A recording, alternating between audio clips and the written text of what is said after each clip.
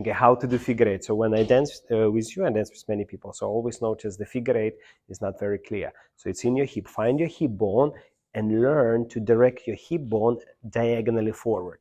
So this will be very good exercise.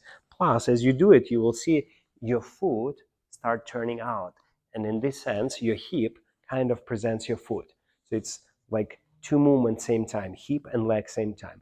Now, once your hip in diagonally forward, you can use that foot to start directing your hip side and then push this hip all the way back, hip bone back, as you rotate your thigh. But very important not to take your shoulders with the hip, keeping shoulders in exactly the same direction. So it's opposite from the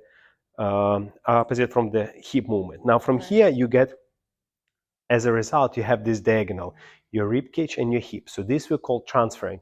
So put your heel first down, heel down. Now use your rib cage to transfer.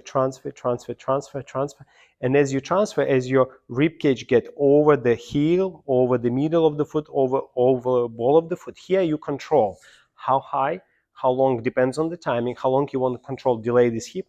Then you release it, and same time rotate that foot to direct your hip bone exactly the same, diagonally forward, side, then back. Now from here you have this diagonal, so this is called transferring. So you transfer, then you have hip forward, side, back. Transfer, hip forward, side, back. Transfer, forward, side, back. Transfer. Now, movement of the hip forward, we call it pendulum change. So this is called pendulum change because hip is like this, move like a clock, pendulum change. Now, as you move your hip side, we more call it compression. So you start to compress and your hip start going side. And as hip going back, we call it rotation. So you have a pendulum, you have a compression, you have a rotation. And now from here, we have most important transferring. Pendulum, compression, rotation. So you have four major actions. So you have a transferring action, you have a pendulum action, you have a compression, you have a rotation. Transfer, pendulum, compression, rotation. Now again, every of this section are very, you can study it separate. How to transfer? You can transfer slowly with the delayed hip, or you can transfer a little bit faster, release that hip, let that hip get a little bit faster over the leg. So say when you do rumba on count 4-1, you want to delay that hip, go 4 and 1 and. If you're doing cha-cha on count 1, you want to transfer, change pendulum much faster. Then you have a compression, rotation. Transfer, pendulum, compression, rotation.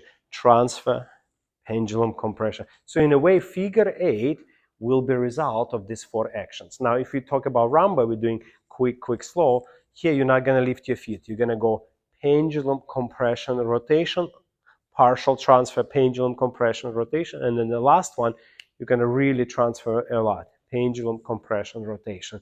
So 2 feet on the floor. 2 and 30, and now 4-1. And 2 and 30, and 4-1. And 2 and 30, and 4-1. And on 4-1 is recommended to add a little bit flexible arm style to create a little bit more continuity in the music. Yes, and then on 2-3, better keep arm here. 3 and 4 and 1 and 2 and 30 and 4 and 1 and. Now for the man, as you dance, you want to more focus on the transferring with your ribcage movement. For the lady, you want to focus more on the pendulum compression rotation, especially that pendulum. So more accentuated hip motion. So you have two different versions. So for the man, will look more like this: quick, quick, and slow, quick, quick, slow. For the ladies, will look more hip and hip, more about the hip action, hip and hip. But we can play with that.